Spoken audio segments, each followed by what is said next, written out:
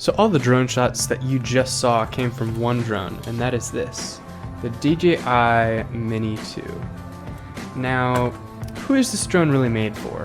What are some things that I like and not so much like about it? And most of all, should you look into getting this drone for yourself? Well, I'm going to get through all that right here in this video.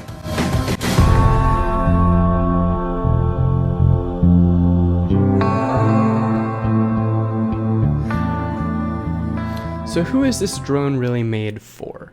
And the answer to that is everyone.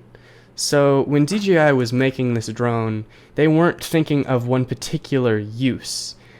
Rather, they were thinking of kind of a collection of uses. So this is perfect for anything from, I don't know, the housing market, taking videos for a realtor, to, taking it with you when you travel to get travel vlogs.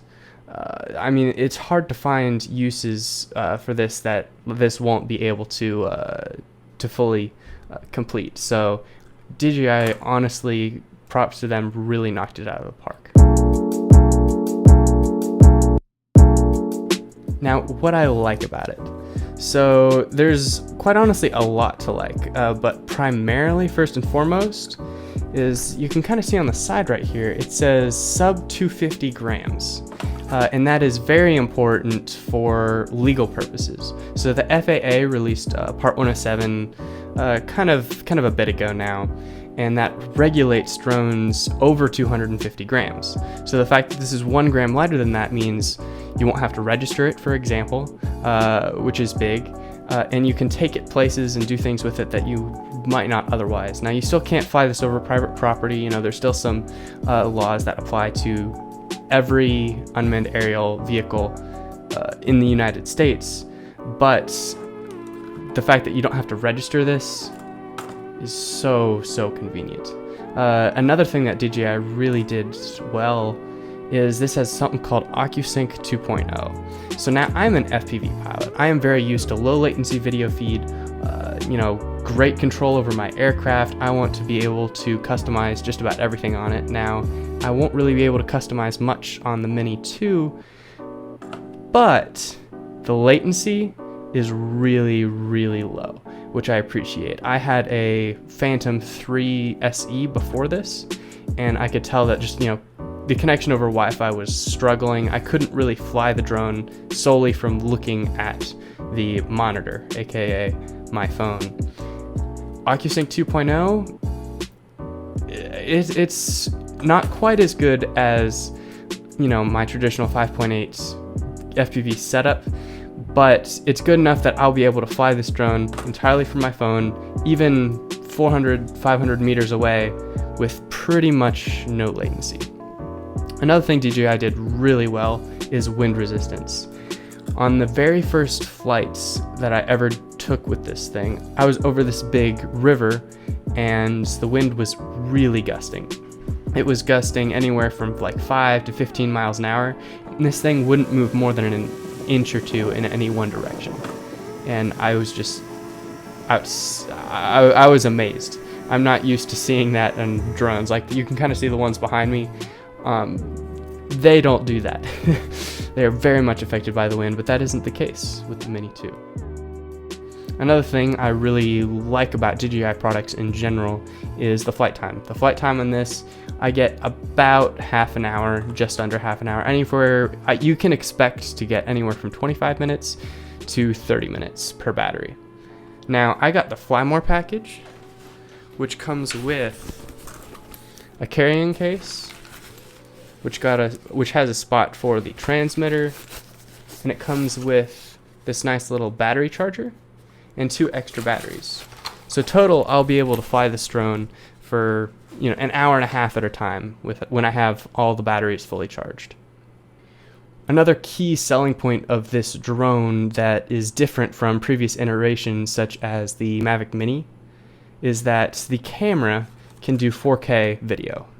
The previous Mavic Mini, the camera on that could only go up to 2.7K. And what's so great about 4K means when I'm filming something, I don't have to be as close to be able to zoom in digitally to get, a full 1080p HD of just, 1/4 of the screen. So that means when you take it somewhere, you don't have to get near as close, which means you're not going to be bothering people. I took this thing to the golf course and I set up for some like ace cans. I filmed some tee shots, and what I was able to do is I was, in post, just zoom in, and I got still a crystal clear HD feed just from an aerial perspective, and that was really cool. And that brings me to the most important thing that kind of led me to actually purchase this myself, and that is the convenience. No drone that I've ever come across is half as convenient as a drone like this. And when I say a drone like this, that's because the DJI Mavic Mini is also kind of in the same form factor. It just doesn't have the same performance. So I just needed to get that out there. So this drone will completely fold up into a very small package. Will fit in this little satchel, I guess you can call it. And this whole satchel is literally the same exact size as my case for my radio for an FPV quadcopter. Like, that blows my mind. I had a Phantom 3 SE before this, and it was a massive, massive case. It was probably, a foot thick by 2 feet by 3 feet. Like, this thing was, you couldn't carry anything else when lugging this thing around. And that's kind of just what I got used to seeing. Like, when I take my FPV stuff somewhere, I have to fill up a backpack. Let me see, I need my radio, I need my goggles, I need my LiPo batteries, I need to strap the drones to the side, bring any tools that I might need. And it takes a long time to not only collect and pack up, but it takes up a lot of space as well. This doesn't take up, not even like less than a quarter of the space. And it takes, let me see, I timed myself the other day, and I can get the drone in the air from just a completely packed position in about a minute, which I can't say about anything that I've really ever come across before. So conveniency is absolutely huge and one of the major selling points of this drone. And you're not compromising on any features such as camera quality or video connection to your phone. Now, just like any DJI product, they've got kind of a list of features. And so I was scrolling through their app, trying out the different features. The Droney is, a staple of DJI's that worked really well. I was impressed. As always, DJI knows how to do those kinds of things. But what was particularly interesting is I don't remember seeing an option for a circle where essentially it will orbit you, but you can be moving while it orbits you. So I took it to the park the other day. I was riding my longboard along the walking track there, and I traced it out an outline of me, and then I started to move and then hit start, and the drone started to fly in a circle, but it would also move with me. So it's like a combination between an orbit and follow mode. These autonomous features that have kind of become a part of DJI's thing is definitely really cool. Where you can just set the remote down. You don't have to worry about moving the camera, flying the drone. It will take care of that kind of stuff for it.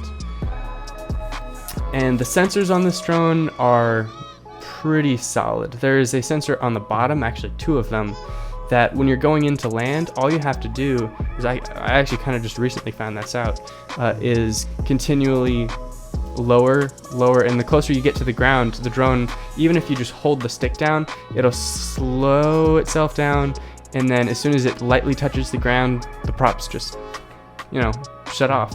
But it isn't perfect. There are several cons to this, and first and foremost is the cost. It is not a super budget friendly drone, especially when comparing it to the previous generation DJI Mavic Mini. Mavic Mini, you can get a Flamore combo on Facebook Marketplace, eBay for about $400, sometimes less depending on where you find it. And honestly, like that's a pretty good deal. It's hard to justify spending $200 more unless you're really looking for the 4K and you're looking for the OcuSync 2.0 to get that low latency video. The next con is that it's too easy to fly. Now, I am an FPV pilot, and I've been flying FPV quadcopters, building, fixing them on my own for 4 years, give or take. And I love the feeling of being in control of the aircraft, like, and pushing it to its limits. When I fly the Mini 2, it almost feels a little bit less. I don't feel a connection with the aircraft. I'm in control of the aircraft, but I don't feel what the aircraft is feeling, if that makes sense. When I'm flying it, I don't feel like I'm in the aircraft. I feel like I'm telling something to go somewhere. Like when I'm flying an FPV, that's almost like, driving a car stick shift versus driving an automatic. Like one, you get more control, you get to really experience it a little bit more and feel the car, versus automatic, you're just kind of removed. There's no feeling behind it, which may not matter for most people, but that is kind of one thing I was secretly hoping that I would still be able to get a little bit of feeling when flying this, that I'm like kind of inside the drone, like I do with FPV quads, with the DJI Mini 2, and like most DJI products, you really don't get that feeling of connectiveness.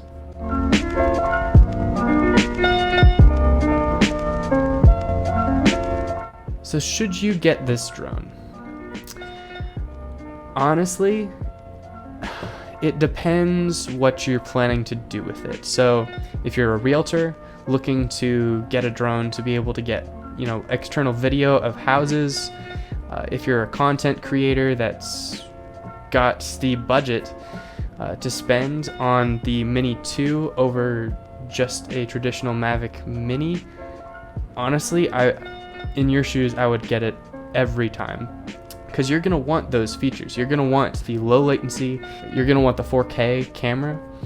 Now, if you're just, want a drone for fun with the family, taking it to family vacations, family outings, something that you can, stick up and get selfies with, like that, I would probably look for a DJI Mavic Mini on Facebook Marketplace, eBay, somewhere like that, because you'll be able to get those same performance features at a lower cost. So I hope you liked this video and that you learned some more about the DJI Mini 2. If you've had experience with it, or if you have any questions, please leave it in the comments below. I'll get back to you as soon as I can, and I will leave you with some more footage that I got with this thing. So take care and toodles.